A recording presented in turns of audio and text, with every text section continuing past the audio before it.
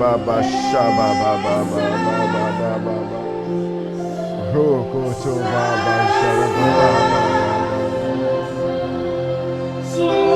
Élève la main, adore le Saint des Saints. Élève la deux mains, adore le Seigneur. Élève la main, adore-le. Il est l'agneau, le véritable agneau. Il a versé son sang pour que tu aies la vie. Il a le Saint des Saints. Nul n'est comme lui. Il est l'agneau qui règne. Il t'a donné le monde et qu'il a donné Jésus afin que de la mort de Jésus, nous ayons la vie.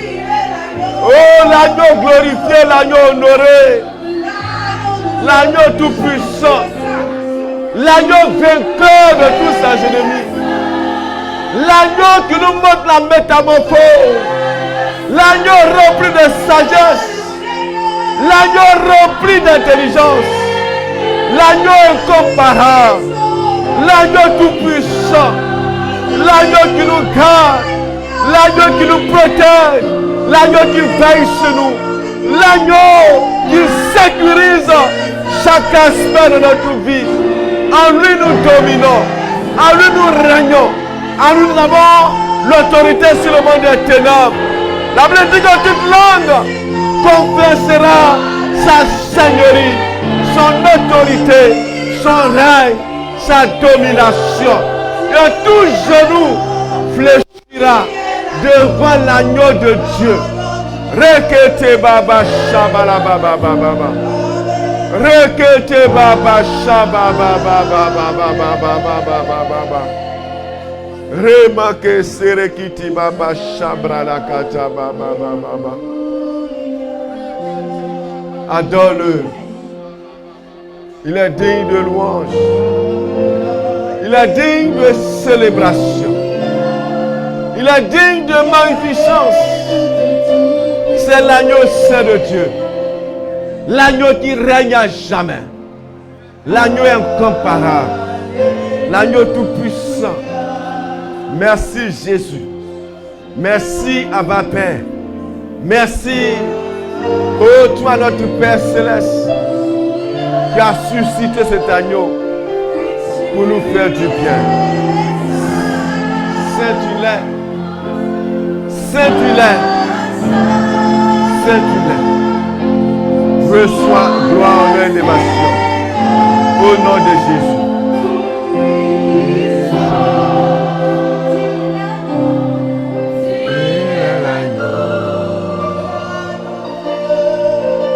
L'agneau de Dieu.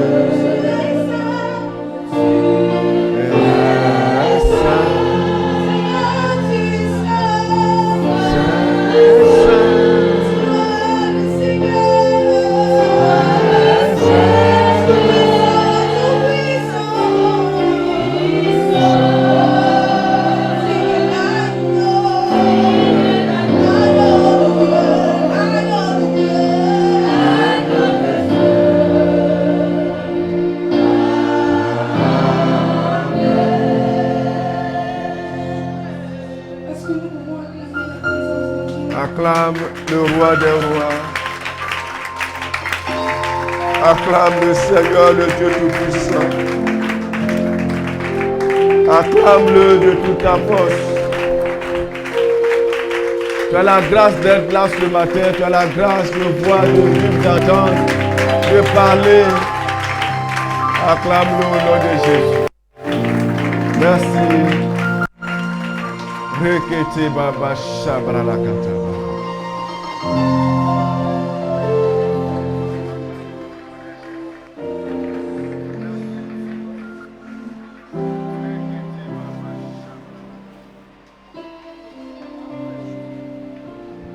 Je vous salue tous dans le nom puissant de Jésus. Je voudrais encore dire merci au Seigneur pour cet honneur, cette grâce imméritée qui m'est faite de prendre la parole en ce matin, de parler de la part de Dieu. Je bénis la vie de notre papa et de notre maman dans le nom de Jésus. Je bénis la vie des pasteurs assistants, des responsables, et que la grâce, la faveur de l'Éternel s'attache à chacun de nous dans le nom de Jésus. Nous sommes dans un nouveau mois. Et la Bible nous dit que l'Éternel ordonnera à la bénédiction de s'attacher à toi dans le pays dans lequel tu entreras. Et la Bible dit en Apocalypse 9, le verset 15, il dit les 4 anges qui étaient prêts pour l'heure, le jour, le mois, l'année, furent déliés afin qu'ils tuassent le tiers des hommes. Autant Dieu a des programmes de bénédiction, des programmes de bonheur, d'abondance dans notre vie, le Satan aussi a des programmes contre la volonté de Dieu. C'est pourquoi ce matin, je commande au nom de Jésus à tout esprit libéré contre toi en ce mois de mars, de libérer ta vie au nom de Jésus. J'ordonne à tout ton fort de quitter ta vie au nom de Jésus. Je commande à tout esprit, de la famille de ton père, de la famille de ta mère, de lâcher ta destinée au nom de Jésus. Je commande au nom puissant de Jésus à tout esprit méchant, à tout adversaire, à quiconque a été activé pour t'oppresser en ce mois de mars, de libérer ta vie au nom de Jésus. La Bible dit que Josué a parlé au soleil et à la lune. Et la lune et le soleil ont marqué un temps d'arrêt. Ils n'ont pas poursuivi le chemin. Par la gloire de l'Éternel, je bloque tout ennemi de ta vie au nom de Jésus. Et je déclare que ce mois de mars est un mois de bonheur, un mois de grâce, un mois de faveur, un mois de bénédiction, un mois de vie, un mois de domination, un mois de victoire sur tes ennemis au nom de Jésus. Je silencie toute voix d'un chanteur contre ta vie au nom puissant de Jésus. Je déclare que tu sortiras, tu rentreras chaque jour et rien ne t'arrivera en chemin au nom de Jésus.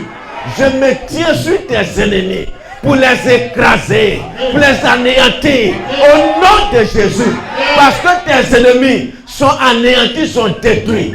Je déclare que ton mois de mars est un mois spécial, est un mois de faveur, est un mois de bénédiction, est un mois de grâce. Au nom de Jésus, tous tes besoins seront pourvus à l'excès. Au nom de Jésus, je décrète des rencontres de destinée. Au nom de Jésus, la vigueur est en toi, la santé est ton partage, la domination est ton partage. Au nom puissant de Jésus-Christ de Nazareth. Le mois dans lequel tu es rentré est un mois de faveur spéciale. Le bonheur et la grâce t'accompagneront chaque jour. Au nom de Jésus. Tu as un concours à passer, je décrète le succès sur toi. Il y a le vent contraire à la paix qui souffle dans ton foyer, dans ta maison. Je stabilise ce vent au nom puissant de Jésus. Acclame le Seigneur et dis-moi 3 fois Amen. Amen. Amen. Amen. Seigneur, merci.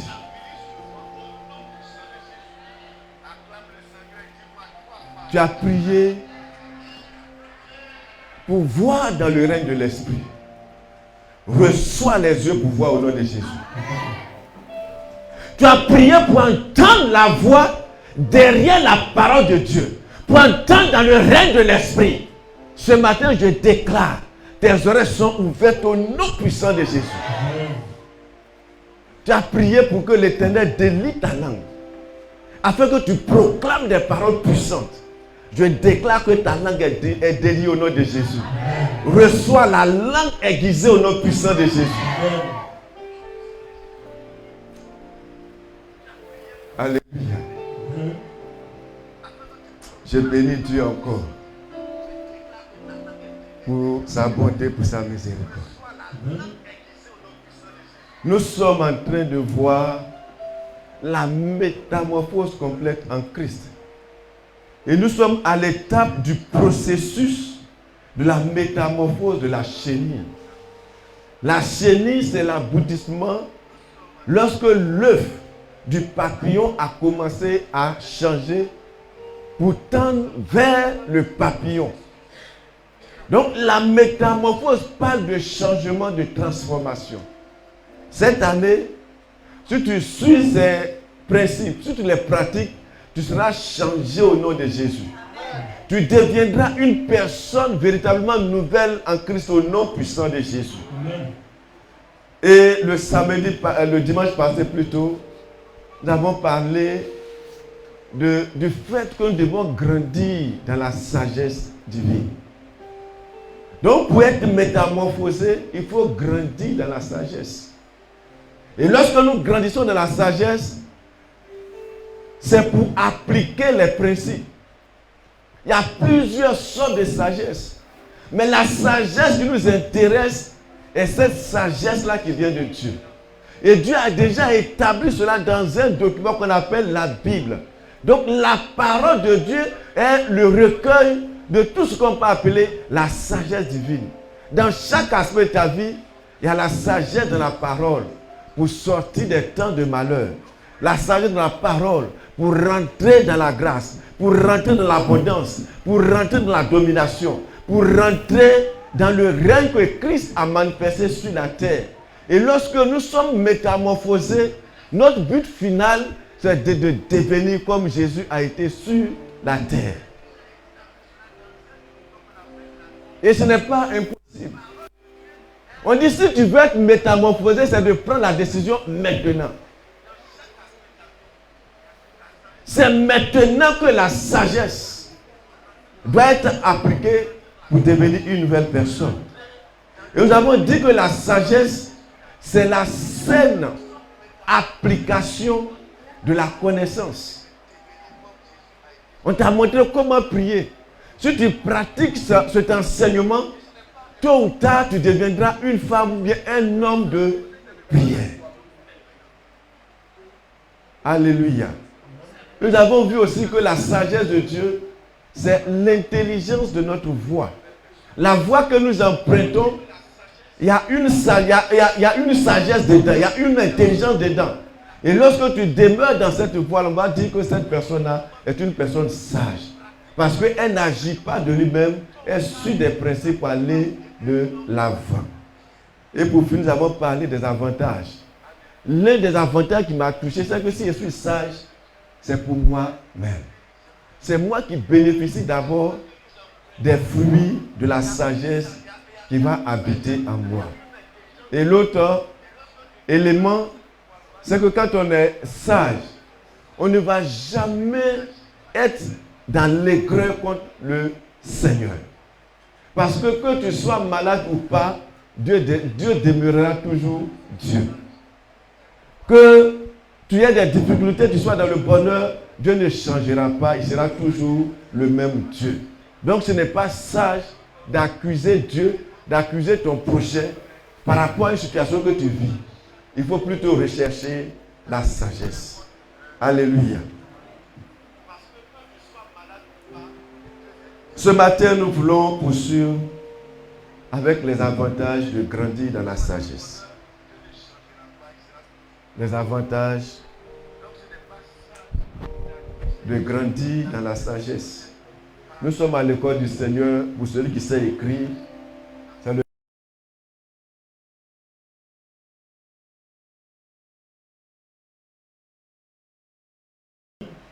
le frère Yawa. Nous allons lire Luc chapitre 2, le verset 52.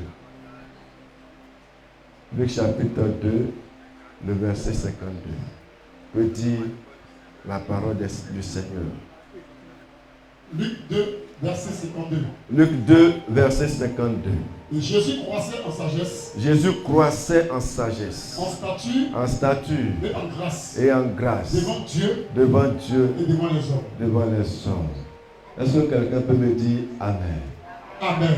Si tu veux devenir comme Jésus, voici le secret de Jésus qui est révélé par la parole. On dit qu'il grandissait en sagesse, en stature et en grâce devant Dieu et devant les hommes. La croissance de Jésus n'était pas cachée, elle était visible aux yeux des hommes et aux yeux de Dieu. Père, nous te bénissons, te rendons toute la gloire. Seigneur, ce matin, je me recommande en tes mains comme un canal de grâce. Efface ma personne. Utilise-moi pour apporter ta parole dans toute sa puissance, dans toute sa gloire, dans le nom puissant de Jésus-Christ de Nazareth. Nous allons encore lire un autre verset, Ecclésiaste chapitre 10, le verset 10. Ecclésiaste chapitre 10, le verset 10. Ecclésiaste 10, verset 10. Allons-y. S'il a émoussé le fer, s'il a émoussé le fer, et s'il n'en a point aiguisé, et s'il n'en a pas aiguisé le tranchant, il devra redoubler d'efforts. Mais la sagesse a l'avantage du succès. Alléluia. On dit quand notre âme n'est pas aiguisée comme il faut, n'est pas affûtée comme il faut, nous allons mettre beaucoup d'efforts à atteindre le résultat. Mais celui qui utilise la sagesse, cette personne-là va connaître des résultats meilleurs par rapport à celui qui utilise la force. Donc nous voyons par là que il y a des avantages à être sage, à pratiquer les principes, les enseignements que nous recevons.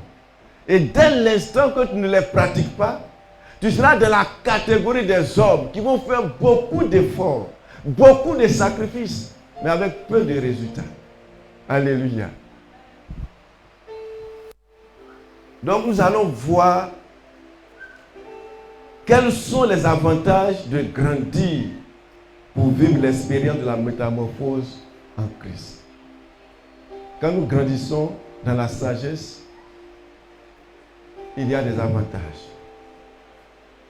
Et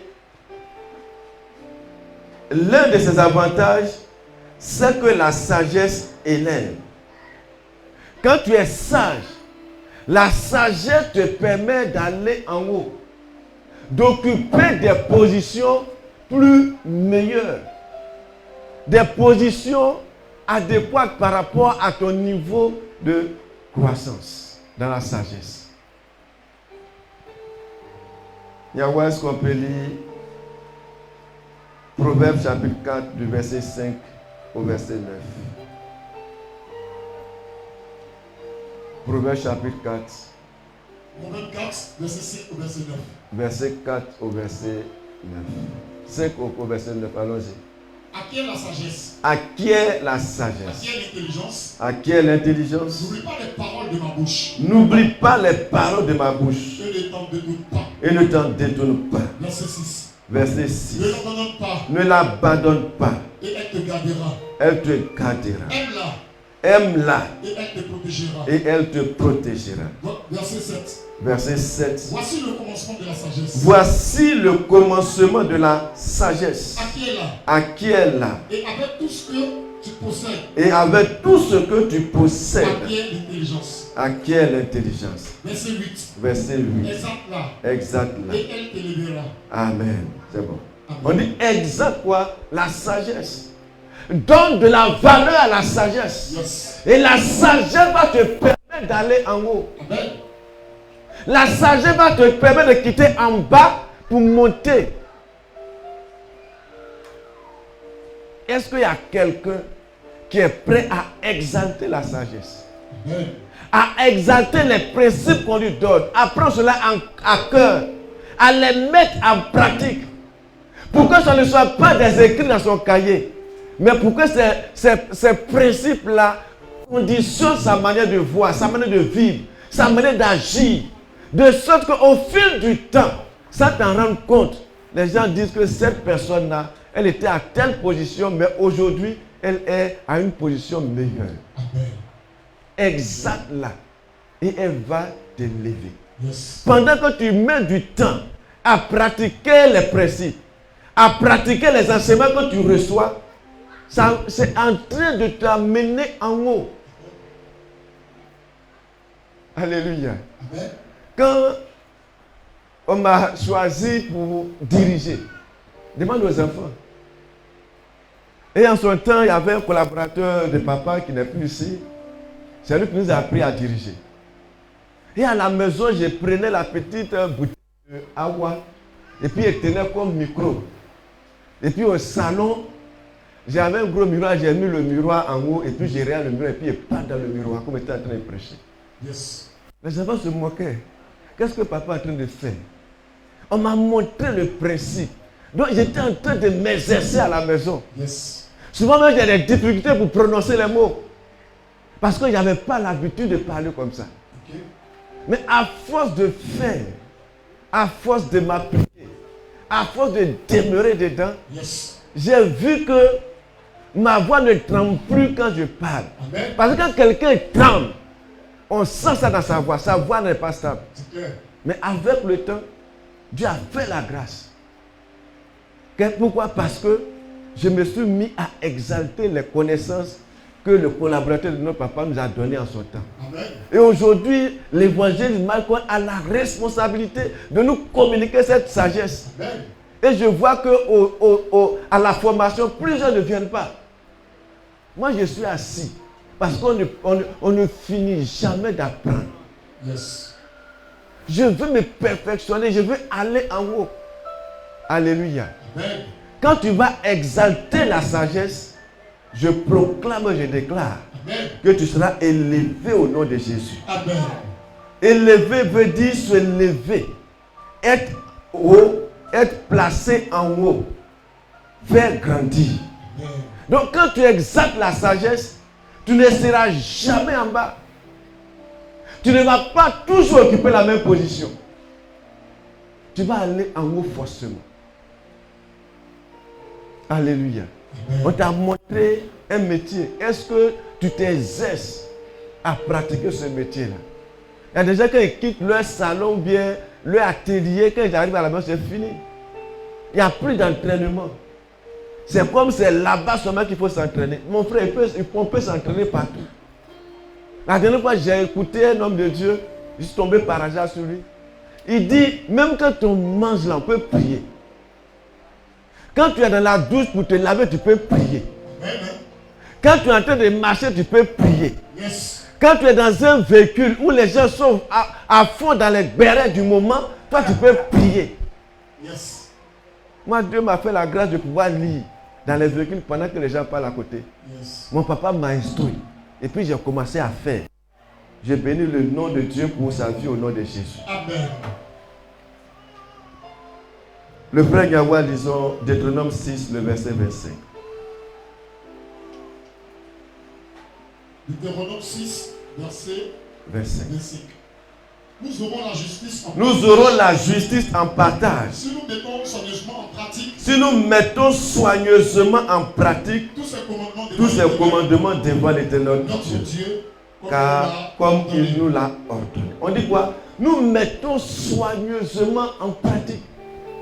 On le met en pratique avec soin, de manière méthodique. Yes. Ce n'est pas désordonné. Il y a une histoire qu'on m'a racontée. Dans l'ancien temps, il y a une maman qui a élevé sa fille. Et par la grâce de Dieu, il y a un Adam qui est venu piquer cette Ève. Ils ont donné tous les conseils à la femme qui devait rentrer dans son foyer. Papa Brigui, vous savez, dans les villages, les mamans ont des secrets. La maman là, on dit dans la cuisine, elle avait déposé quelque chose en haut. Et c'est une boîte, c'est là que se trouvait le sel. Donc chaque fois que la maman prépare, la maman va là-bas, elle met sa main, elle prend un peu, puis elle met dans la sauce, elle met dans le repas qu'elle est en train de faire. La fille là n'a jamais su qu'il y avait quelque chose dans la boîte. Elle allait dans son foyer. Elle aussi, elle met quelque chose en haut, une boîte. Mais il n'y a rien dedans. Donc quand elle prépare, au moins elle va assaisonner le repas là. Elle met sa main, elle fait comme ça. Premier jour, le monsieur a mangé. Ah, il dit sûrement que la dame, elle n'aime pas sel. Deuxième jour, il mange. C'est la même chose. Troisième jour, il demande à sa femme. Mais il n'y a pas du sel dans ta nourriture. Il dit, c'est quoi on appelle sel? Il dit, non, chez nous, là, quand maman prépare, elle a une boîte. Elle met sa main comme ça, puis elle jette dedans. Il dit, mais il n'y a rien dans la boîte. Elle a suivi le principe, mais elle n'a pas suivi le principe comme il se faut. On fait quoi? On suit avec soin. Pas de manière désordonnée. Pas de manière saccadée. Non, on suit ça avec soin. Donc si tu ne le fais pas avec soin, tu ne vas pas avoir les résultats, tu ne seras pas élevé. Tu fais un temps et puis tu arrêtes. Ah, cette semaine, j'ai beaucoup prié. Mais quand tu as beaucoup prié dans cette semaine, et puis il y a une disposition de prière qui est venue en toi, tu dois continuer de prier. J'ai beaucoup lu. Or, au fur et à mesure que tu lis, il y a une disposition qui prend de l'ampleur en toi. Pourquoi? Parce que Jésus dit sa parole est esprit et vie. Donc si tu as beaucoup lu, l'esprit qui t'a poussé à lire là a pris de l'ampleur, tu ne dois plus t'arrêter. Et notre exemple parfait à EAFI, c'est notre papa. Il a commencé à lire aujourd'hui. Quand papa me dit que le livre de Genèse, il peut lire ça en moins de 2 heures, moi je suis surpris. Près de 50 chapitres, avec beaucoup de versets. Il dit qu'il prend là, en moins de 2 heures, il a fini. Je prie que ne te relâche pas au nom puissant de Jésus. Amen. Et que tu pratiques à fond tous les enseignements que tu reçois dans le nom puissant de Jésus.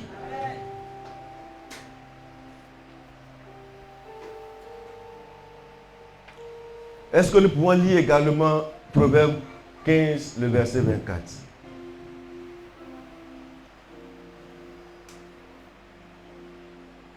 Proverbe 15, verset 24. Oui. Pour le sage, le sentier de la vie mène en haut. C'est bon. On dit pour le sage, le sentier de la vie mène où ça? En haut. Donc celui qui n'est pas sage, ses voies, sa marche le conduisent où ça? En bas. Alors que si nous sommes à une position, nous devons œuvrer pour aller en haut.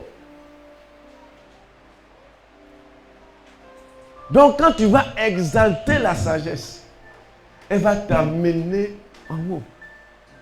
En classe, on te montre comment bosser, comment étudier. Si tu pratiques, tu vas voir que tes notes là vont s'améliorer.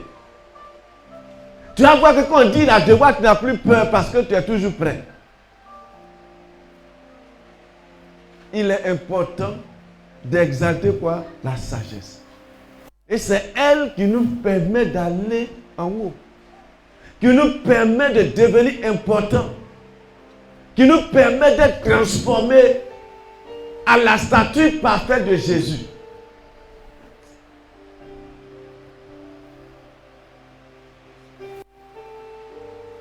Et mener en haut veut dire arriver dans la partie la plus haute.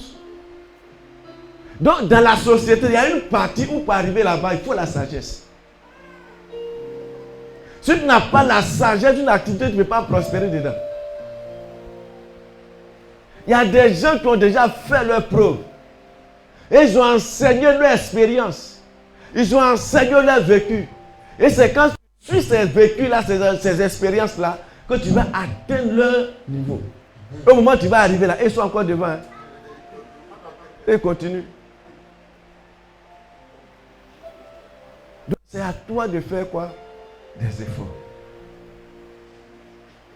Là où tu es, tu peux aller encore plus haut.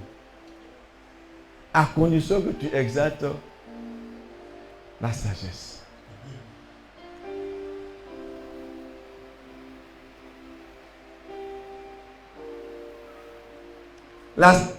Mener en haut, c'est la partie supérieure. C'est au-dessus, au sommet. Quand on dit que quelqu'un est arrivé au sommet là, c'est qu'on ne peut plus le dépasser. Je ne sais pas si les Chinois ou bien les Japonais, on dit quand tu es arrivé au sommet, le prochain pas que tu fais là, tu tombes. Parce que tu as atteint le point le plus haut. Que ce soit ta portion au nom de Jésus. Amen. Que ce soit ta portion au nom de Jésus. Amen.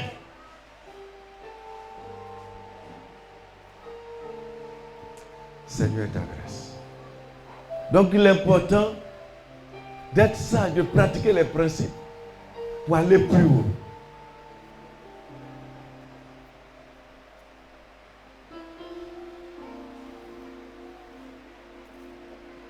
Dans le même ordre d'idée, nous allons lire Deutéronome 28, verset 1 au verset 2. Ça, c'est une parole que tout le monde connaît. Mais est-ce que les gens pratiquent les principes, les enseignements liés à ça, pour que la position de supériorité soit ton partage? Frère Nyawa, allons-y. Deutéronome 28, verset 1 à 2. Si tu obéis à la voix de l'Éternel ton Dieu, si tu obéis à la voix de l'Éternel ton Dieu, en observant et en mettant en pratique tous ces commandements que je te prescris aujourd'hui, l'Éternel ton Dieu te donnera la supériorité sur toutes les nations de la terre. Verset 2. Voici toutes les bénédictions qui se répandront sur toi et qui seront ton partage lorsque tu obéiras à la voix de l'Éternel, ton Dieu. Qui parmi nous va être en position élevée? Il y a une condition. Et la Bible nous dit, si tu obéis et tu mets en pratique tous ces commandements. Concernant le péché, le Seigneur a dit, si nous péchons contre un seul point de ses commandements, nous avons péché contre tous les points de son commandement. Donc si tu obéis à une partie et tu laisses les autres, tu ne peux pas être en position élevée. Il dit, apportez à ma maison toutes les dîmes. Est-ce que tu apportes toutes les dîmes à la maison de l'Éternel? Si tu apportes une partie et tu laisses une partie, les conditions de bénédiction rattachées à la dîme ne vont jamais se manifester dans ta vie. Papa nous a rendu un témoignage de son père qui a reçu une entrée puissante. Alors qu'il abandonnait le service pour se mettre en plein temps dans l'œuvre de Dieu, il voulait s'offrir une maison là comme ça. Si le ministère ne prend pas, il pourra manger tout le moins ou dormir. Mais il a mis l'argent là dans la main d'un individu sérieux. On dit qu'il a mis la main dans la main du monsieur là. Le monsieur a disparu avec l'argent. Pourquoi? Parce qu'il n'a pas donné la part du Seigneur.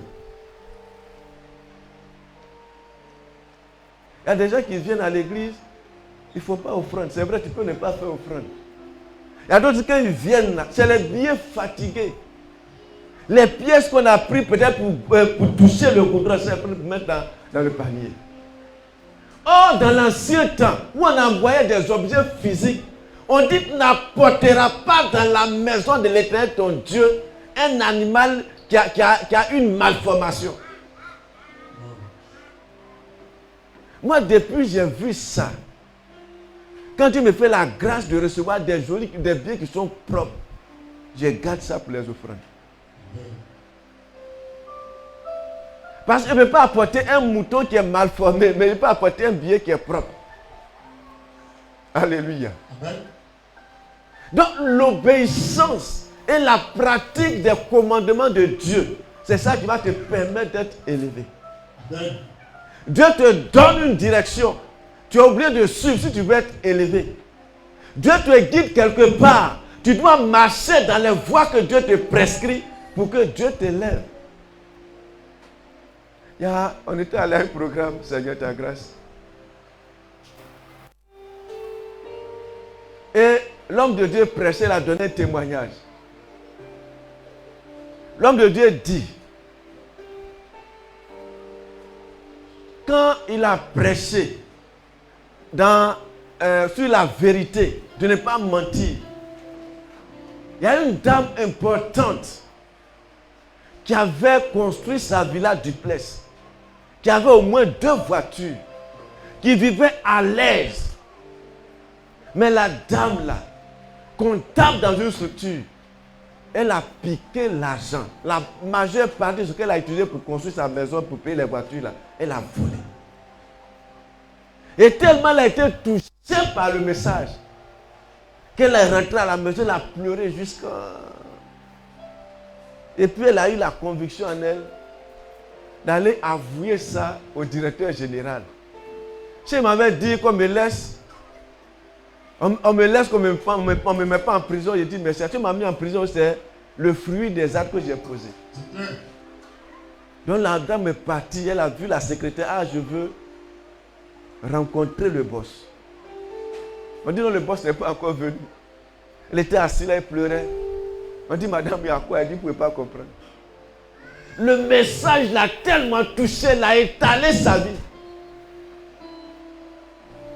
Quand le boss est venu, j'ai appelé la dame. Elle est rentrée dans le bureau tout en tremblant. Vous voulez savoir la suite? Ouais. Quand elle a commencé à dire ce qu'elle a fait et ce que les autres font, le directeur lui a dit, est-ce qu'on fait comme ça, l'entreprise ne tourne pas? Est-ce que le chiffre d'affaires n'est pas bon? Est-ce qu'on ne fait pas des bénéfices? Il dit, monsieur le directeur, c'est vrai. Il dit, moi-même, je sais que vous faites ça. Mais vous ne faites pas de sorte que l'entreprise puisse mourir. La dame a commencé à pleurer davantage. C'est-à-dire où elle pensait qu'elle était cachée, le boss savait. Elle dit, patron, je ne peux plus faire. Il ne faut pas me mettre en prison, tu ne veux plus me laisser simplement. Le patron dit, qu'est-ce qui t'a poussé à venir m'annoncer ça? Il dit, hier j'ai été à un programme chrétien. Et on dit que le vol est un péché. Et je me suis senti dans le message que l'homme de Dieu a prêché. Donc j'ai pris l'engagement de venir te dire, soit tu me laisses, ou bien si tu me prends, je ne vais plus voler. Vous savez ce que le boss a fait? Il a établi la dame là comme directeur de tous ceux qui gèrent l'argent. Le chiffre d'affaires de l'entreprise a commencé à monter.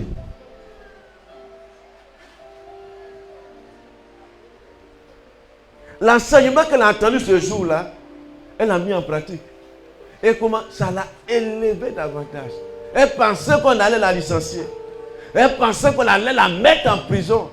Mais la main de l'Éternel, parce qu'elle a pratiqué la sagesse qu'elle a reçue, l'a élevée. Je proclame et je déclare que par l'exaltation de la sagesse, des principes, tu seras élevé au nom de Jésus. Tu seras en position d'honneur au nom puissant de Jésus.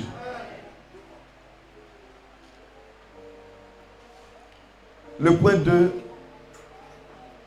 c'est progresser par la sagesse. Les désavantages, c'est que nous devons progresser par la sagesse. Sans sagesse, tu ne peux pas aller de l'avant. Tu seras toujours bloqué au même stade. Nous voulons lire 2 Chroniques, chapitre 1, du verset 10 au verset 11. 2 Chroniques, chapitre 1, du verset 10 au verset 11. La Bible nous dit, maintenant, Éternel Dieu, que ta promesse à David, mon père, s'accomplisse. puisque tu m'as fait régner sur un peuple nombreux, comme la poussière de la terre. Accorde-moi donc de la sagesse et de l'intelligence afin que je sache me conduire à la tête de ce peuple. Car qui pourrait juger ton peuple, ce peuple si grand? Alléluia. Ça, c'est Salomon qui parlait à Dieu. Il dit, accorde-moi de la sagesse. Pas pour tuer mes ennemis, pas pour faire du mal, pas pour me gonfler, pas pour montrer que je suis le roi, mais pour me savoir me conduire et à juger ton peuple. Alléluia. Et on dit savoir se conduire, c'est s'avancer, aller en avant. Donc la sagesse te permet d'aller en avant. De prendre l'avance sur les autres. Salomon est venu au pouvoir en tant que jeune. Il n'avait pas la sagesse pour juger le peuple. Il n'avait pas la sagesse pour trancher. Et il a demandé cette sagesse-là à Dieu. Et Dieu dit, comme tu ne veux pas la mort de tes ennemis, tu ne veux pas posséder plus de richesses que ton papa, moi Dieu te donne cette sagesse-là, afin que tu puisses conduire mon peuple, diriger mon peuple.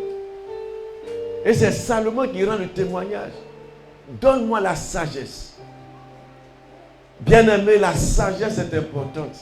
Elle te permet d'aller de l'avant. Dans le domaine d'activité où tu exerces, la sagesse est capitale pour avoir l'avantage sur les autres. Dans le travail où tu es, tu as besoin plus de sagesse. Pour que par cette sagesse, on puisse t'élever. On puisse te mettre comme chef des chefs, pourquoi pas. Reçois cette grâce-là au nom de Jésus. Amen. On dit Dieu nous dirige par la sagesse. Si nous suivons les voies de Dieu, nous allons voir que nous ne marchons pas comme nous le voulons, mais nous marchons comme Dieu le veut. Et c'est une sagesse de marcher dans les voies de Dieu.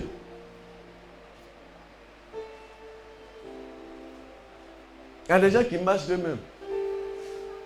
J'ai vu ma camarade en train de vendre à loco. Moi aussi, je m'apprêtais et puis vendre même ma loco là. Est-ce que Dieu m'a dit de vendre à loco?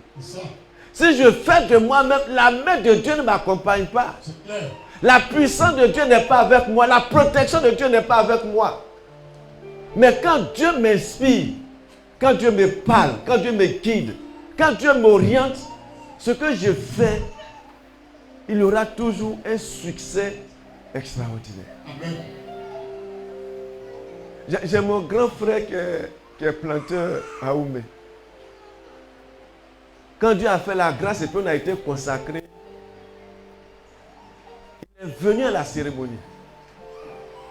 Et pendant qu'il allait partir, il dit, mais il donnait une onction là aussi. Il dit non, j'ai payé l'huile, j'ai prié dessus.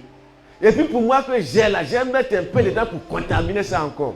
Yes. Parce que pour moi, les pères ont prié dessus. C'est fort. C'est fort même. C'est fort, l'huile. Et j'ai prié sur l'huile. La nouvelle bouteille, j'ai ouvert et puis il a mis pour moi un peu dedans. Amen. Le monsieur est parti avec, il a mis ça dans le coin de la maison. La poussière s'est déposée dessus juste. Et puis il dit un matin, il s'est levé très tôt, il a prié un peu, il est au Séma. Il était assis dans sa chaise là. Et puis c'est comme un léger sommeil qu'il a pris. Et puis quelqu'un lui dit, l'huile que ton petit frère t'a donné là, il faut prendre. Tu mets dans les quatre coins de ton champ. Et puis là où tu penses que c'est le milieu là, tu mets ça au milieu. Lui m'appelle pour me demander, il fait quoi? Il faut obéir. Papa m'obéit. Je lui ai dit, il faut obéir. Ce n'est pas moi, mais c'est Dieu qui t'a parlé. C'est Dieu. Je vous assure, l'année là, ce qui est sorti de son petit champ, lui-même était étonné. Yes. Il a fait une année, Et puis c'est fini. Et si c'était moi là, chaque année, ou bien chaque mois, chaque saison là, j'ai fait la même chose.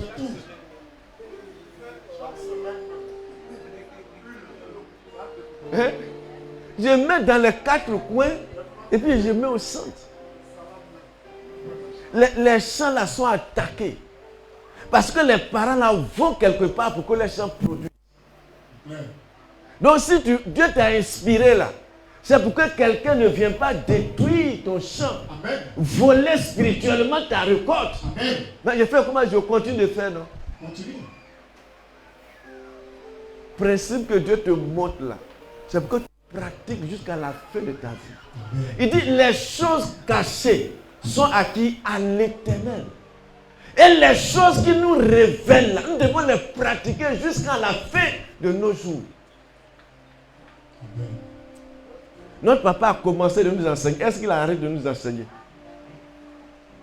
Et continue de le faire tant que nous sommes ensemble. Il nous encourage, lui, dans ses voies. Il y a certains hommes de Dieu. Les principes, ils ne montrent pas ça facilement. Mais c'est une grâce pour nous de recevoir tout ce bagage spirituel. Et nous devons les pratiquer. Que quelqu'un dise pratiquer. Pratiquer. Pratiquer. Pratiquer. Pratiquer. Il dit pratiquez-les avec soin. Avec dévouement.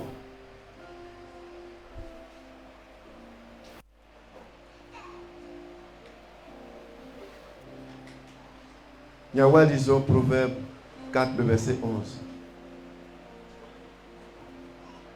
Proverbe 4, verset 11. Au verset 12. Ok. Je te montre la voie. Je te montre la voie de la sagesse. Je te conduis dans les sentiers. Je te conduis dans les sentiers de la droiture. Verset 12. Si tu marches, ton pas ne sera point gêné. Et si tu cours, tu ne chanceras pas. Par la sagesse, quand tu marches là, tu es équilibré. Amen. Tu ne divagues pas, tu ne tentes pas. Peu importe l'adversité, tu es comment équilibré. Regardez les gros bateaux là, un petit vent les déséquilibre. Mais quand quelqu'un suit les principes de Dieu, peu importe l'intensité de l'adversité, tu es toujours en équilibre. Amen. Et la Bible nous dit 1000 tomberont à ma gauche et puis 10 000 à ma droite. Je serai comment? Toujours debout. Il y a eu le vent. Pendant que Jésus dormait dans la barque, des gens utilisaient quoi? La sagesse humaine pour contrer le vent. Alors qu'il fallait utiliser quoi? La sagesse spirituelle. Quand Jésus s'est levé, il a menacé le vent. Et le vent a fait comment? C'est calmé. J'ordonne et je menace tout vent qui va te perturber au nom de Jésus. Perturber ta santé. Perturber ton élévation. Perturber ta vie heureuse. Perturber ton épanouissement. Au nom puissant de Jésus. Reçois cette grâce de l'équilibre au nom de Jésus.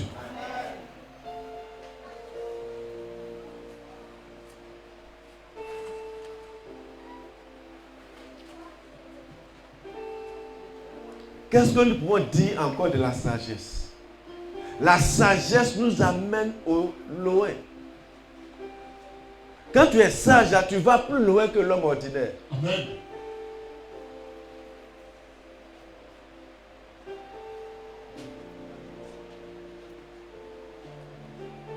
Yahweh, lisons Ecclésiaste 2.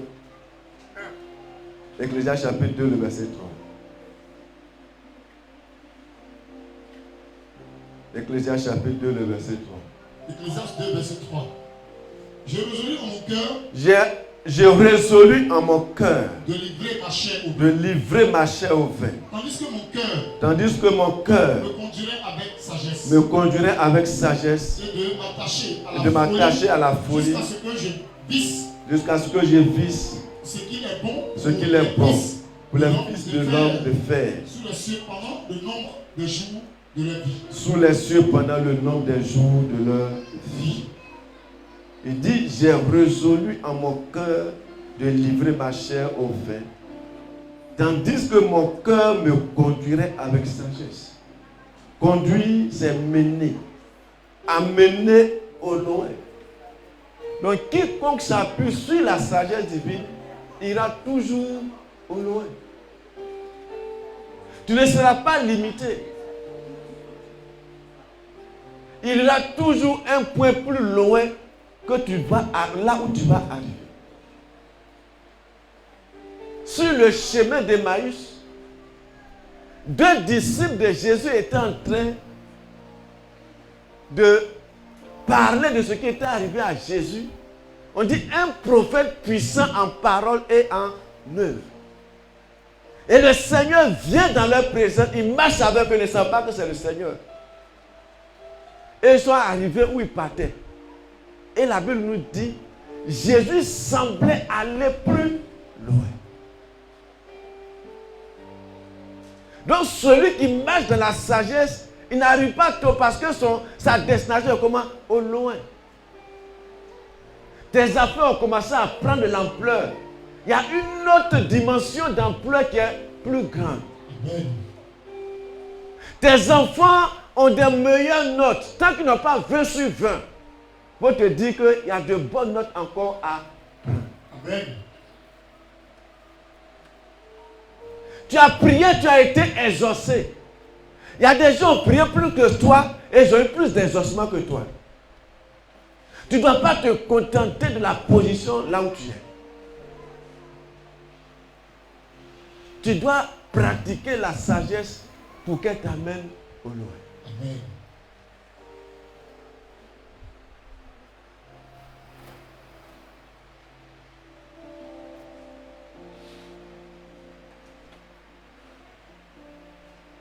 La dernière fois, papa nous a dit, pour expérimenter le prophétique, tu sais quand tu commences, mais tu ne sais pas quand tu vas rentrer dedans. Il y a des gens pour eux là c'est facile. Mais pour d'autres, ils vont mettre du temps. Donc tu dois pratiquer l'enseignement autant de fois que possible. Pour que tu te voies plus loin dans le nom puissant de Jésus. En grand 3, notons les exploits de la sagesse.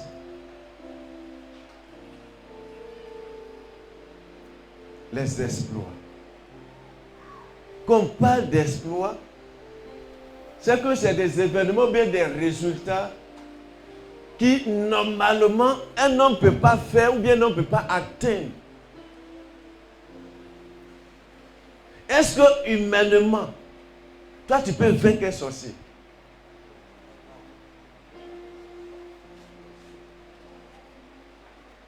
Humainement, un homme naturel ne peut pas vaincre un sorcier parce que le sorcier est doté de capacités de pouvoir. Mais si tu pratiques la sagesse de Dieu, tu as le vaincre. Amen. Une fois, on était allé à une réunion. Et Dieu m'a fait la grâce, j'étais au milieu des grands. Et quand on est arrivé, en marchant, il dit, Père, ta parole déclare que tout lieu que foule la plante de mes pieds, tu me le donnes. Donc j'ai proclamé cette parole, j'ai prié dans mon cœur. Quand on est rentré dans la salle, au moment où on se saluait, on faisait les trucs, j'ai répandu le sang de Jésus.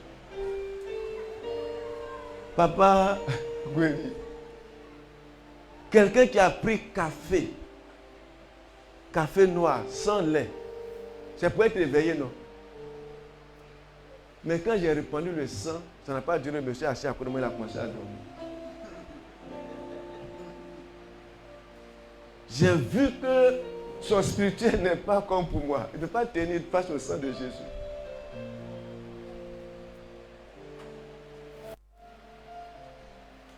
Reçois la capacité de pratiquer les principes au nom de Jésus.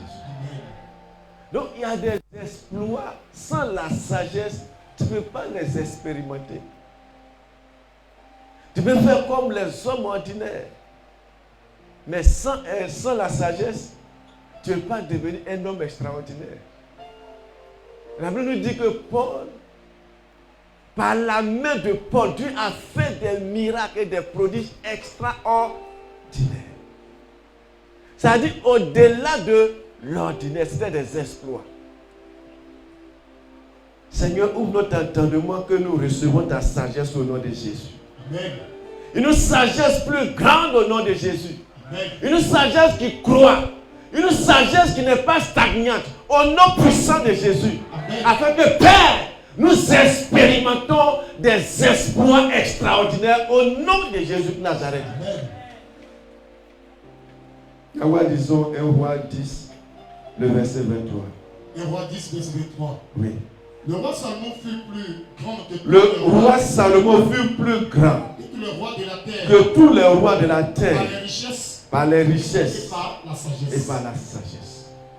La grandeur de Salomon s'est manifestée lorsqu'il a commencé à pratiquer la sagesse. On dit juste quand des rois venaient à lui pour apprendre de lui. Salomon était jeune.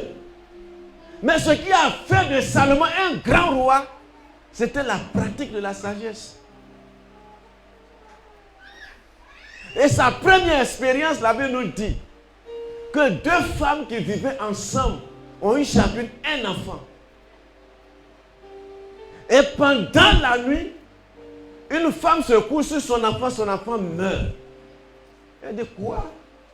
J'ai porté l'enfant là pendant 9 mois, il va mourir comme ça, je ne veux pas. Donc c'est son ami là qui doit avoir son enfant mort. Elle a échangé les enfants. C'est devenu quoi? Une dispute au petit matin entre les deux femmes. Les gens disent, ce n'est pas la peine de vous discuter. Allez devant le roi, il va trancher. Les gens arrivent devant Salomon, sa première expérience de manifester la sagesse. La sagesse de Dieu, Yes. elle est extraordinaire. Extraordinaire. Elle est magnifique. Magnifique. Elle est surnaturelle. Surnaturel. Elle est glorieuse. Glorieuse. Salomon dit, amenez-moi l'épée. L'épée. Deux femmes se disputent pour un enfant. Toi, tu prends l'épée pour faire quoi? Salomon. Et puis, ce n'est pas n'importe quelle épée. Il dit, il a fait des épées en or. Et c'est l'une de ces épées qu'on a envoyées. Il dit, prenez l'enfant là, coupez l'enfant en deux. Donnez une partie à celle qui pleure, donnez une partie à l'autre.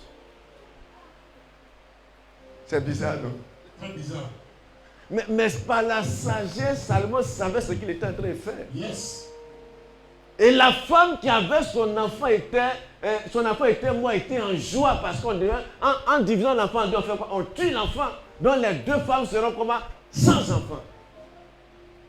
Celle qui a son enfant qui est en vie. On dit ses entrailles ont commencé à bouillonner, comme si c'était maintenant qu'elle allait accoucher. Hey. Elle dit au roi, pardon, il faut donner l'enfant à l'autre femme. On l'autre dit quoi? On n'a qu'à scinder l'enfant en deux. Salomon a compris que celle qui avait son enfant qui est mort là, c'est elle qui voulait qu'on coupe l'enfant en deux. C'est comment indirectement elle demandait qu'on tue l'autre enfant aussi. Salomon dit arrête, il ne faut pas couper. Donnez l'enfant à celle qui est en train de pleurer. C'est elle qui est la véritable mère. Gloire à Jésus. Ça a relevé Salomon. On dit de partout en son temps, des reines qui ont plus d'expérience dans la royauté que Salomon venaient à Salomon pour qu'il leur enseigne. Yes. La reine de Sheba est venue. Yes. Le pharaon est venu. Yes. Les rois d'Israël sont venus Yes. à Juda, à Jérusalem pour écouter Salomon. Amen. Pourquoi? Parce qu'il avait une sagesse. Je prie que par la sagesse, tu sois élevé au nom de Jésus. Amen. Élevé dans ta maison, devant ton mari, devant ton époux, devant tes enfants. Amen. Élevé dans tes activités. Amen. Élevé dans ton travail. Amen. Élevé dans ta nation. Amen. Élevé dans ton continent. Amen. Élevé dans le monde au nom de Jésus. Amen. Reçois cette grâce-là dans le nom puissant de Jésus. Bénissons au nom de Jésus.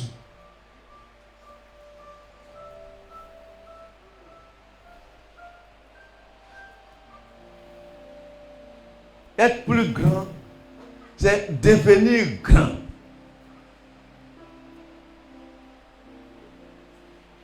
C'est être élevé ou important. Faire de grandes choses.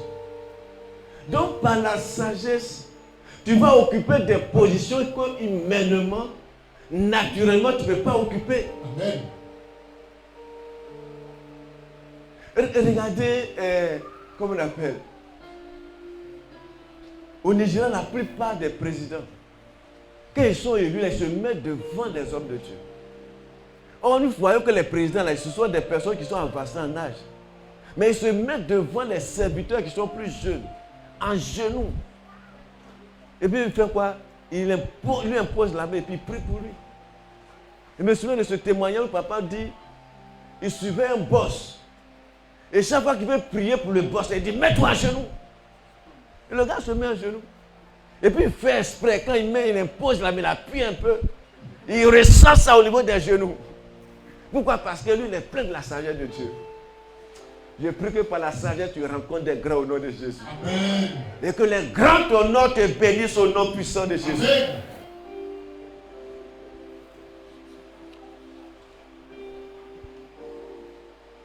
La sagesse surnaturelle, la force surnaturelle de la sagesse. Nous continuons. Il y a une force surnaturelle qui est dans la sagesse. Donc celui qui marche dans la sagesse a une force. Il n'est pas vide, il n'est pas faible.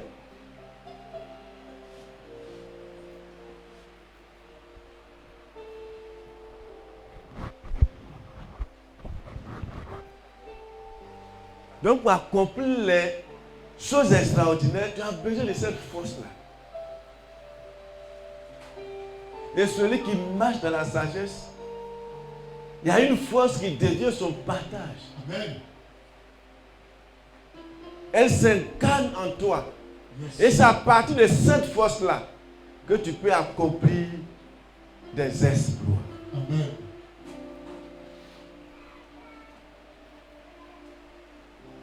Yahweh, disons, Proverbe 24, le verset 5. Proverbe 24, verset 5. Allons-y. Un homme sage est plein de force. Un homme sage est plein de force. Et celui qui a de la science affermit sa vigueur. On dit l'homme qui est sage là. Il y a une force inhérente en lui. C'est-à-dire une force qui est attachée à lui. Pour faire les choses. Parce qu'il sait que la sagesse qu'il est en train de pratiquer, il y a toujours un résultat qui est positif. Ce n'est pas de l'orgueil. Une année, notre maman était enceinte, papa a prié pour lui, il dit, il faut aller accoucher. Maman est partie là accoucher. Le témoignage, quand j'ai entendu, ce n'est pas que je recherchais, mais quelqu'un m'a dit que sa femme, on devait la césariser. Il dit, on ne peut pas la césariser. La femme là où? Je suis allé bailler pour la femme. J'ai prié pour la femme un jeudi.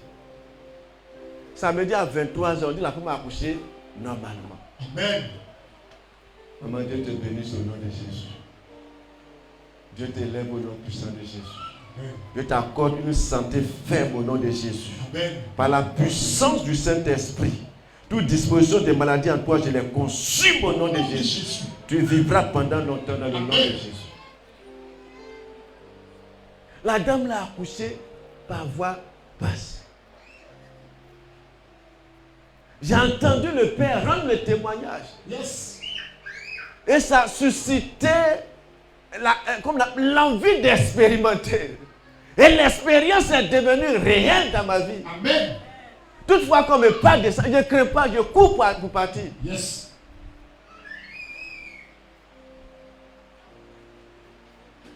Il y a une force qui s'attache à celui qui marche dans la sagesse.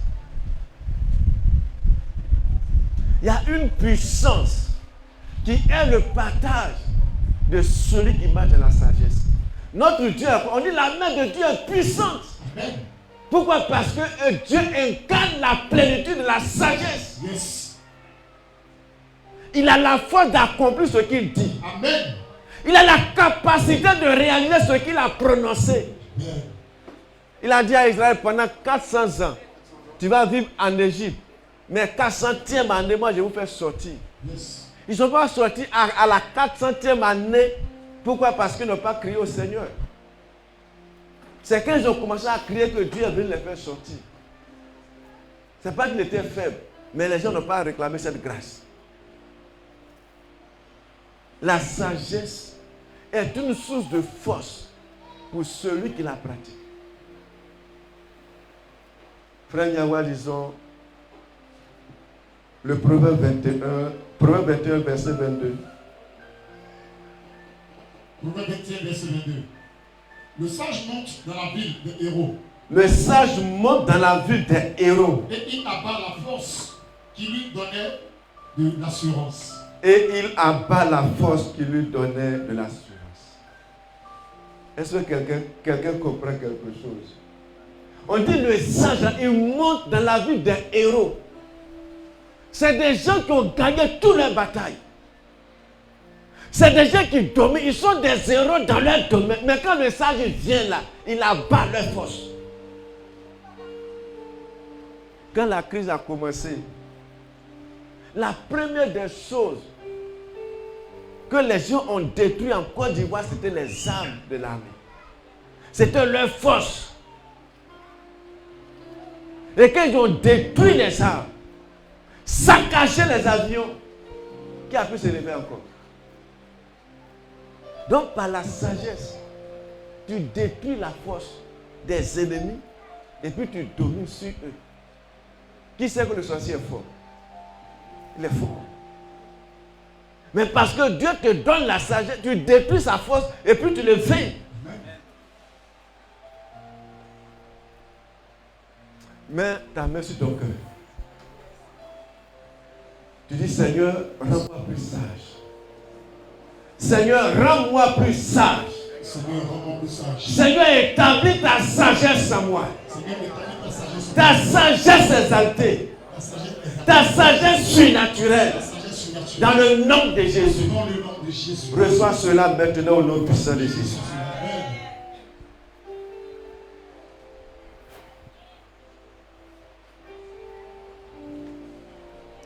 Dans la version Semeur, la Bible dit, le sage attaque la cité défendue par de vaillants guerriers et fait tomber le rempart dans lequel elle mettait sa confiance.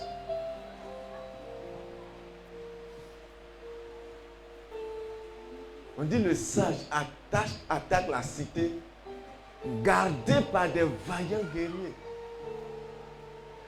Jéricho était gardé par de vaillants guerriers. Mais Dieu dit à Israël, faites le tour de Jéricho. Ne parlez pas, ne dites rien.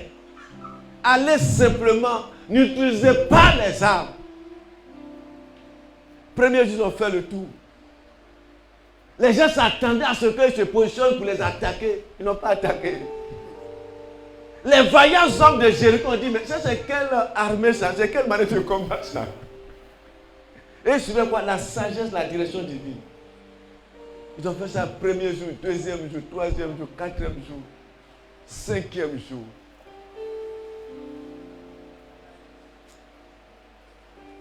Je vois tous ceux qui te combattent, ils tombent au nom de Jésus. Au nom de Jésus. Je les vois, ils s'écroulent d'eux-mêmes au nom de Jésus.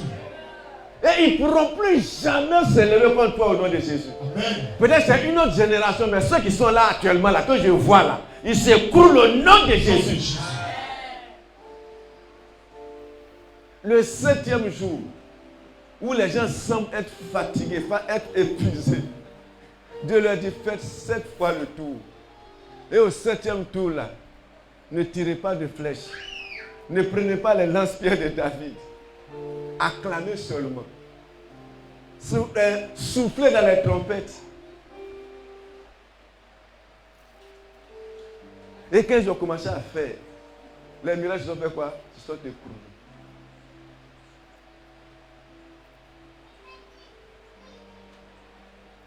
Ça, c'est quelle stratégie de guerre, ça? Ça, c'est quelle technique de guerre, ça? C'est Dieu qui les a inspirés. Hein? Et quand ils ont fait, ils ont vu le résultat.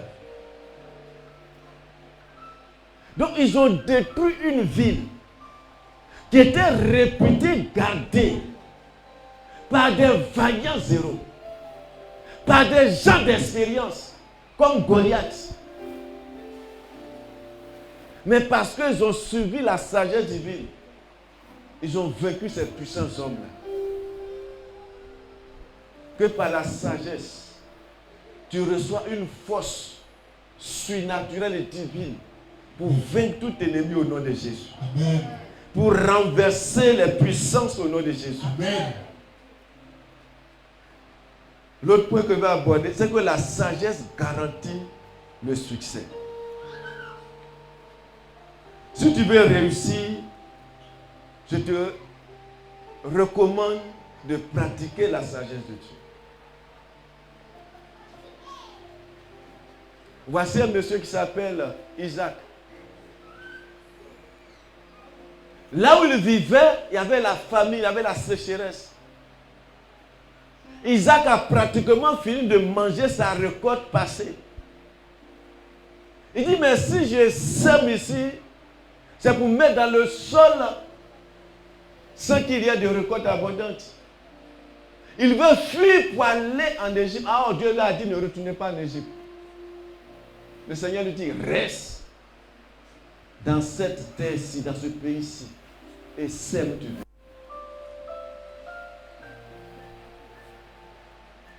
Sur le matin, quand il commençait à travailler, les gens lui ont dit, mais Isaac, nous on sait que tu es un vaillant travailleur, mais attends qu'il pleuve. Isaac n'a pas attendu la voix des hommes. Il a suivi ce que Dieu lui a dit.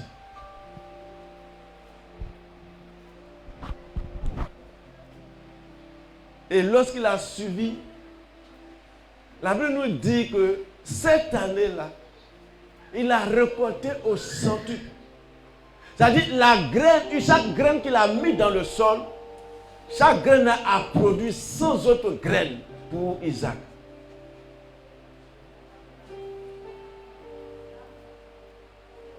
C'est pour dire que si nous voulons expérimenter le succès, nous devons marcher par la sagesse de Dieu. On dit pour devenir riche, on amasse comment? Petit à petit.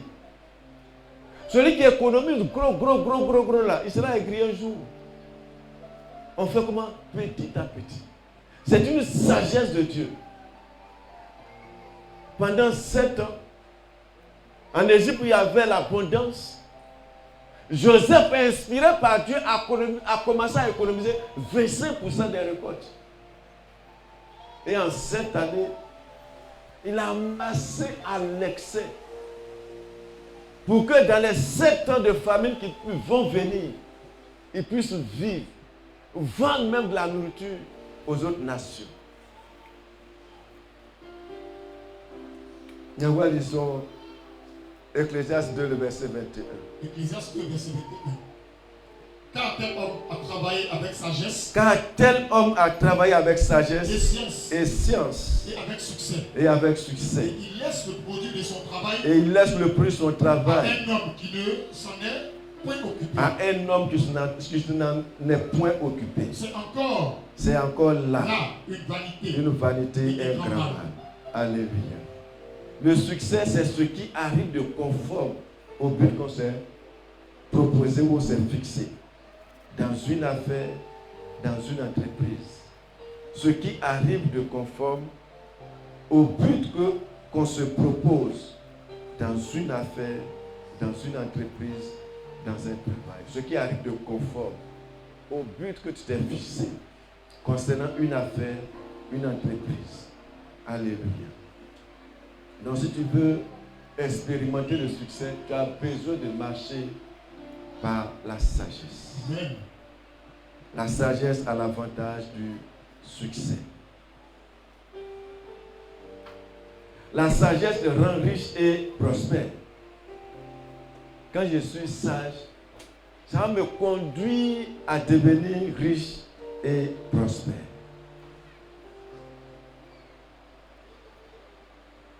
On dit que c'est par la sagesse que le chrétien peut devenir prospère et riche.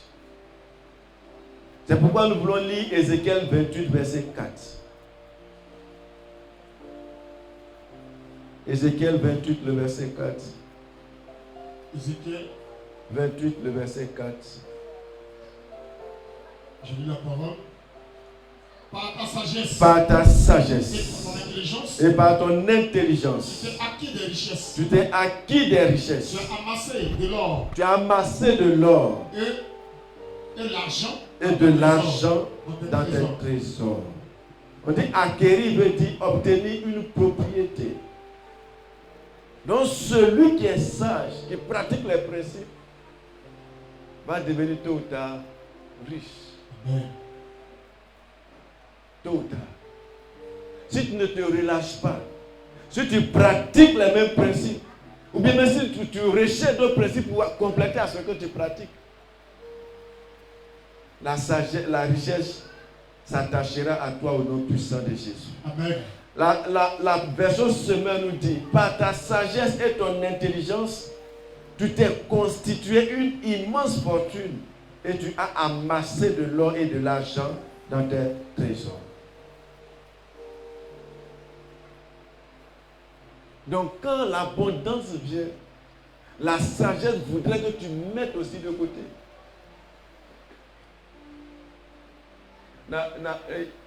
J'ai connu quelqu'un qui était planteur.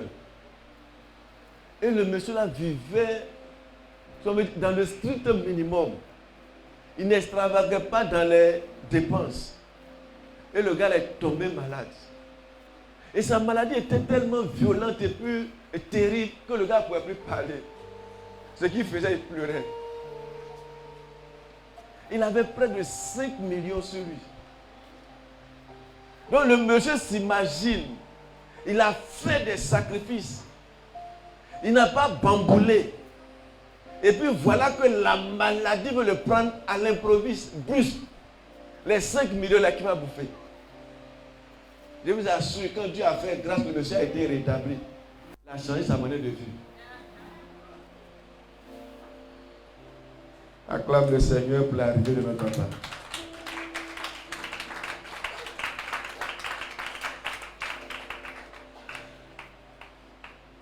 La sagesse pour des affaires prospères. Si tu veux prospérer, il y a une sagesse. En toute activité, il y a une sagesse. Et c'est lorsque tu pratiques cette sagesse-là que tu vas rentrer dans l'abondance véritable. Alléluia. On peut aussi parler des trésors de la sagesse. Trésor, c'est quelque chose qu'on met de côté. Donc quand tu es sage, tu vas constituer quoi? Des trésors. Et l'un des trésors sûrs, c'est la maison de Dieu. Parce que tu as économisé dans la maison de Dieu, tu as envoyé tes dîmes, tu as fait des offrandes, le malin ne peut pas détruire. Et à partir de là, le Seigneur va te rendre plus prospère au nom de Jésus. Il va ouvrir les écluses des cieux sur ta vie. Il va relâcher la bénédiction sur ta vie. Et il va faire quoi? Menacer le dévoreur. Il y a des grâces qui te localisent. Mais tu ne peux pas en profiter parce qu'il y a le dévoreur qui vient pour détruire. Il y a où est-ce qu'on peut lire Colossiens 2, du verset 1 au verset 3. Colossiens 2. Du verset 1 au verset 3. Je veux en effet que vous sachiez combien est grand le combat. Que vous sachiez combien est grand le combat Que je soutiens pour vous. Et pour ceux qui sont à la Odyssée. Et pour tous ceux qui n'ont pas vu mon visage en la chair. Verset 2. Verset 2. Afin qu'ils aient le cœur rempli de consolation. Qu'ils soient unis dans la charité. Qu'ils soient unis dans la charité. Et enrichis. D'une pleine intelligence pour connaître le mystère de Dieu. Savoir Christ. Mystère dans lequel sont cachés tous les trésors de la sagesse et de la science. Alléluia. Amen. Donc on dit quoi? Tous les trésors de la richesse ou de la sagesse sont cachés en Christ. Donc à part Christ, il n'y a point d'autre sagesse, d'autres principes qui puissent te rendre prospère et riche. Tu peux utiliser d'autres principes, mais la fin, tu ne seras pas riche. Il y a un planteur, bon, nous on a vécu un peu dans ce milieu. Le monsieur a son champ est petit, mais le cacao qui sort là, ça sort abondamment. Et les gens s'interrogent, mais comment il fait? Le gars allait voir on peut dire quoi, un marabout ou bien quelqu'un qui est dans les pratiques occultes. Et ça fait que sa récolte est multipliée de manière surnaturelle. Le monsieur a fait comme ça pendant 7 ans. Et à partir de la 7e année, ça a commencé à dégringoler. Jusqu'à la 10e année, le champ est complètement mort. Donc tu peux étudier d'autres sagesses. Mais la finalité, ça ne va pas te rendre quoi? Prospère et puis riche. C'est les principes que tu tires de la parole de Dieu qui vont t'assurer une richesse, une prospérité qui va grandir et qui va s'attacher à toi à jamais. Parce que Dieu dit quand il bénit, sa bénédiction n'est pas suivie de chagrin. Il y a toujours la paix. Il y a un plus qui vient encore.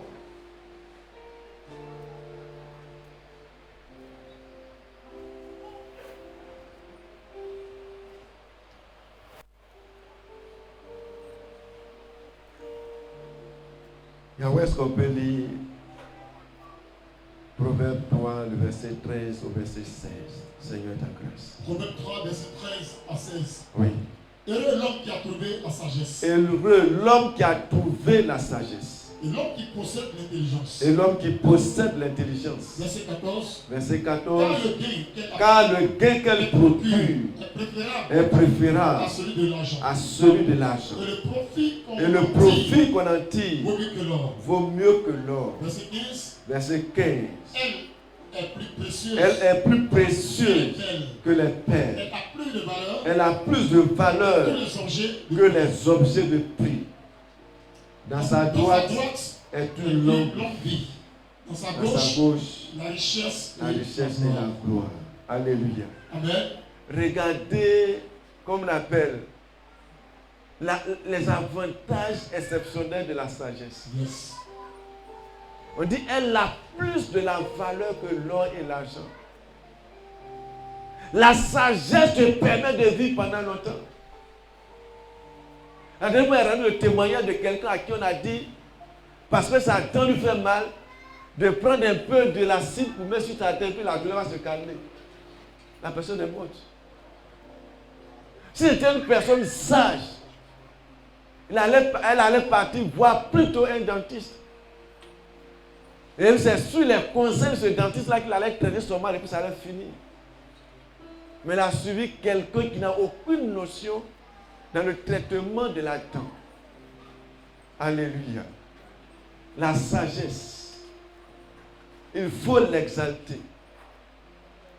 La sagesse, il faut la contempler. Pour que tout ce qui est rattaché à la sagesse comme bénédiction, comme grâce, soit ta portion au nom puissant de Jésus. On dit, elle procure quelque chose qui est préférable à l'argent. Sans la sagesse, quand tu as l'argent, tu ne peux rien faire de bon avec. Sans la sagesse, quand tu as l'argent, tu deviens orgueilleux. Tu penses que c'est par tes propres forces, par tes propres moyens que tu as eu.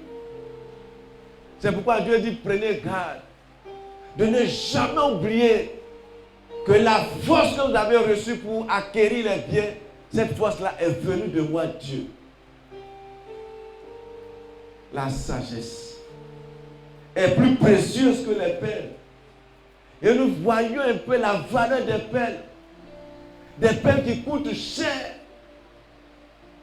Mais la Bible nous dit que la sagesse est plus précieuse que les perles. Et si on met les perles et la sagesse ont plus de valeur que les perles. Parce que par la sagesse, tu peux acquérir plusieurs perles. Mais si tu as les perles, tu ne peux pas acquérir la sagesse. Le contraire, c'est impossible. On dit qu'elle a plus de valeur que tous les objets de prix. Les grosses voitures, les grandes villas, les ponts de renom. La sagesse a plus de la valeur que ces choses. Yes. Et c'est cette sagesse-là qui a fait de Salomon un grand roi. Ça a élevé Salomon sur les autres rois. Lui qui était plus jeune roi parmi la classe des rois, était courtisé pour sa sagesse. Jésus également est venu agrandir en sagesse. Et on a vu que de nuit, des Nicodèmes sont allés à Jésus pour recevoir les clés dans le ministère. Et Nicodème dit à Jésus, si Dieu n'est pas avec toi, il ne peut pas avoir des miracles. Lui, il avait la sagesse pour faire les miracles. Alléluia. Tu dois accorder de l'importance à la sagesse divine, pas à la sagesse de l'homme. Et c'est cette sagesse-là qui va te permettre d'être métamorphosé. Sur le plan spirituel, et ça va se réjaillir dans ta vie physique.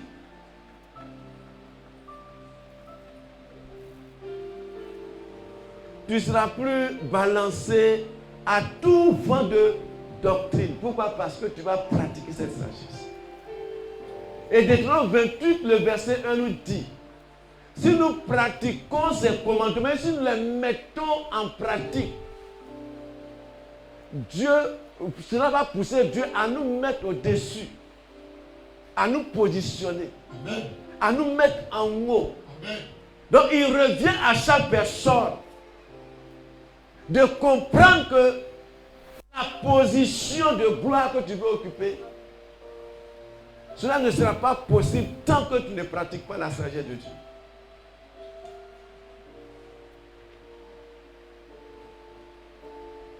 Il est important de pratiquer les principes qu'on nous enseigne. Alléluia. Acclame le Seigneur. Acclame bien le Seigneur, acclame le Seigneur. Et on va se tenir lever pour dire merci à Dieu, pour rendre gloire à son Saint-Nom, pour sa parole qui est venue dans toute sa puissance, dans toute sa gloire. Disons merci à Dieu. Rendons gloire au Seigneur dans le nom de Jésus. Dis merci à Dieu. C'était un acte de reconnaissance. On t'a montré des clés. On t'a montré des principes. On t'a montré le comment faire pour que tu expérimentes les exploits. Pour que tu aies l'avantage, pour que tu connaisses du succès, pour que tu sois élevé. Dis merci au Seigneur. Père, nous te bénissons. Nous te rendons toute la gloire, t'exaltons. Dans le nom puissant de Jésus. Merci Seigneur. Tu es célébré. Tu es magnifié.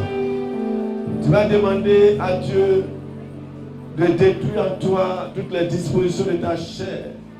Tout ce qui te conduit à marcher en tant qu'homme. Demande au Seigneur de les détruire au nom de Jésus. Il dit que la loi de l'esprit de vie en Jésus-Christ m'a affranchi de la loi du péché et de la mort. Seigneur, ce matin, affranchis-nous de la sagesse naturelle, de la nature au nom de... Est-ce que quelqu'un peut prier? Prie. Demande au Seigneur d'agir en toi, d'agir par son esprit, d'agir par le Saint-Esprit, qu'il détruise, qu'il enlève, qu'il retire, qu'il arrache, qu'il te dépouille de la sagesse naturelle, des principes naturels. Dans le nom de Jésus, prie avec ferveur, prie avec détermination, dans le nom de Jésus. Et dans cette même position, réclame maintenant la sagesse divine en toi. La Bible nous dit que la sagesse est un esprit, que l'esprit de sagesse descend et habite en toi pour te conduire, habite en toi pour te rendre un homme fort, une femme forte. Car la sagesse donne la force, la sagesse dirige, la sagesse permet d'accomplir des exploits. Réclame cette sagesse, Seigneur Saint-Esprit, établis la sagesse divine en nous. C'est la main qui va nous conduire, nous diriger. Seigneur, à expérimenter des exploits, à expérimenter le succès. Seigneur, la sagesse, dans le nom de Jésus. Seigneur, merci. Tu vas dire à Dieu, pendant que tu marches dans la sagesse, que toutes les bénédictions que nous avons déployées soient ta portion au nom de Jésus. Que la force soit ta portion, que des exploits soient ta portion, que tu sois élevé, que tu vives pendant longtemps, que tu aies de l'importance, de la valeur partout où tu seras. Que nul ne domine sur toi. Que tu triomphes des méchants au nom de Jésus. Élève la voix et prie. Élève la voix et réclame cette grâce, cette faveur au Seigneur dans le nom puissant de Jésus. Prie avec détermination. Prie même pour tes enfants. Prie pour ton époux. Prie pour ton épouse. Prie au nom de Jésus. Père, pendant que nous pratiquons ta sagesse,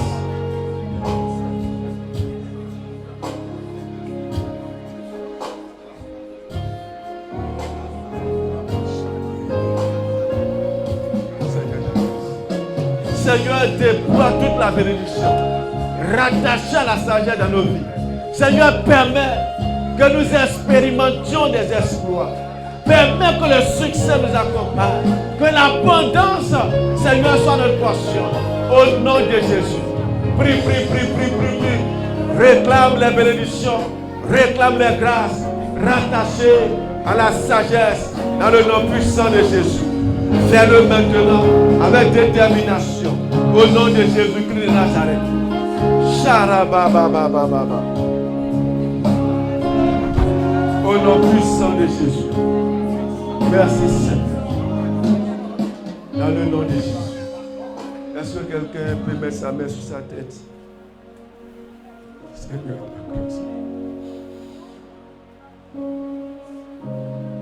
la Bible dit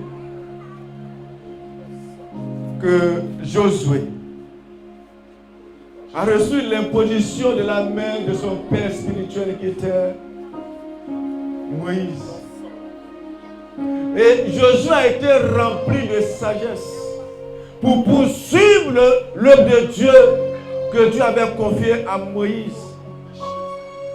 Alors que cette main est sur ta tête. Pardonnez, demandez aux enfants de mettre leur main sur la tête, la main droite sur la tête. Il ne faut pas qu'ils ratent cette occasion. Père, pendant que nos mains sont sur nos têtes, Seigneur, je proclame et je déclare la plénitude, la sagesse en nous au nom de Jésus. Seigneur, la sagesse qui nous donne la force, la sagesse qui nous permet de faire des exploits, la sagesse qui nous donne l'avantage du succès, la sagesse, Père, de vivre pendant longtemps. Reçois cette sagesse au nom de Jésus. Reçois cette sagesse au nom de Jésus. Reçois cette sagesse au nom de Jésus. Elle devient ta portion au nom puissant de Jésus. Seigneur, merci. Dans le nom puissant de Jésus-Christ de Nazareth. J'aimerais prier pour la maman.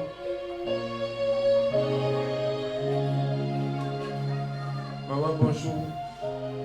Vous avez souvent mal à la hanche. Hein? À la tête. Donc on va prier pour que, si c'est une proclamation, que le Seigneur annule cela au nom de Jésus. Que tout âme dans le règne de l'esprit qui vont prendre pour attacher tes reins, qu'on appelle ici la même, la hanche, pour t'empêcher de marcher normalement, soit brisé au nom de Jésus. Père, je prie maintenant. Et j'annule tout programme contre la vie de maman. Programme pour l'empêcher de marcher normalement. Dans le nom de Jésus. Tout instrument qui sera utilisé pour serrer sa hanche, Seigneur, je les livre au feu au nom de Jésus. Je déclare la vigueur dans ses membres inférieurs au nom de Jésus. Tu marcheras normalement dans le nom puissant de Jésus. Reçois cette grâce au nom de Jésus. Je prie que toute douleur au niveau de ta tête disparaisse au nom de Jésus. Je te donne toi qui es derrière. Tu pars maintenant au nom de Jésus. Reçois la paix dans ta tête. Reçois la vigueur au nom puissant de Jésus. Seigneur, merci.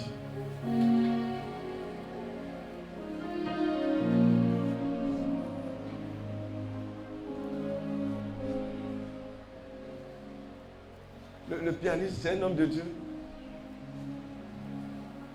Le Dieu te bénisse au nom de Jésus. Tu es prophète. Seigneur de grâce.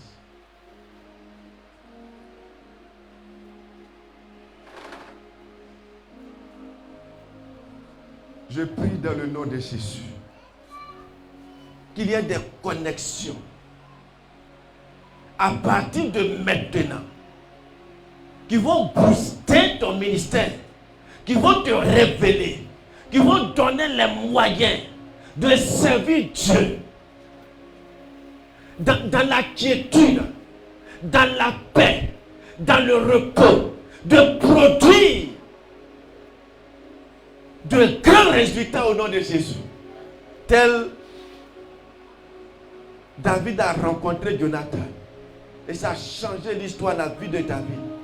Que ce soit ta portion au nom de Jésus. Que ce soit ta portion au nom puissant de Jésus. Marche en domination avec Christ au nom de Jésus. Peu importe l'adversité, ne recule pas, fonce au nom de Jésus.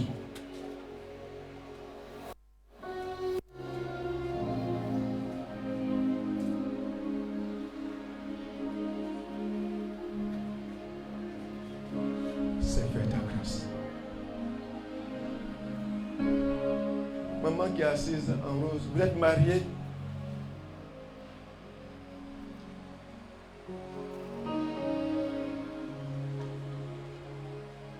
Vous aspirez à vous marier. Vous êtes connectés déjà. Hein? Vous avez quelqu'un. Vous êtes vivre ensemble. Vous n'êtes pas ensemble. Qu'est-ce qui bloque? Qu'est-ce qui bloque? Qu'est-ce qui bloque le mariage? Hein? Hein? Ne m'en comprenne. Donc on laisse la prière. Acclamez le Seigneur au nom de Jésus.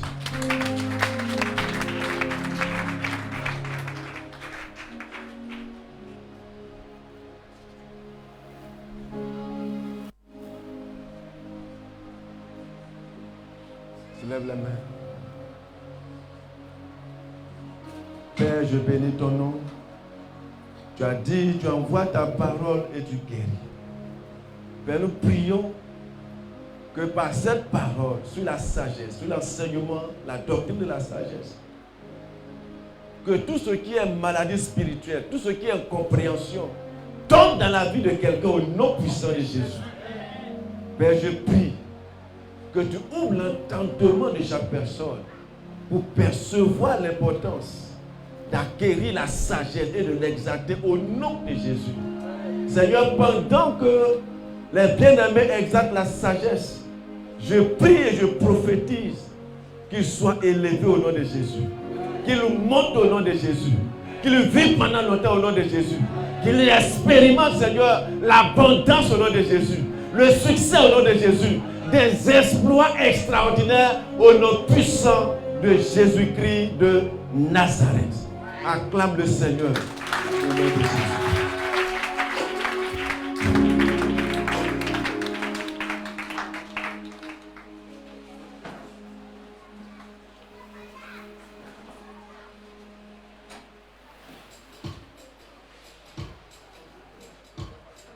Alléluia.